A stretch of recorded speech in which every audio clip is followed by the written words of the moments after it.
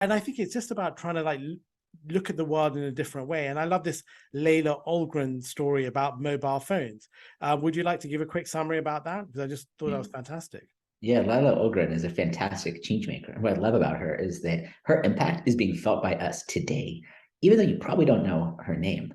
So she was working at the Swedish telecommunications agency back in the 1970s. And she was on the team that was trying to create the first ever mobile phone.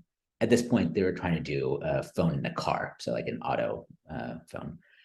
And they kept running into the same issue. So they were trying to recreate the exact same experience that you had on a landline in your home or office in the car. So you pick up the phone, you dial the 7, 10, 11 numbers, and then it dials off.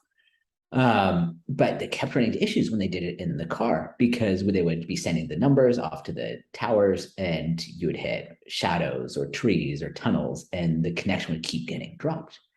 And it got to the point where they started thinking, maybe this mobile telephony thing just isn't possible. Like maybe it just can't work.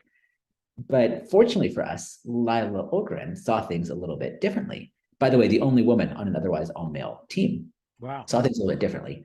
And she said, why are we trying to recreate the exact same experience of a phone in a house in a car? What about if we thought about things differently? And at the same time, the initial circuits were just becoming powerful enough to save just a little bit of data.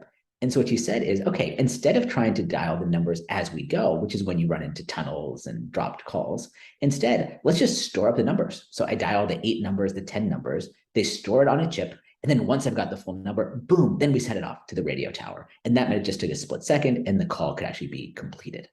Now, it's just a tiny little reframe in terms of strategy, but a huge reframe in terms of how we think about the role of mobile telephony.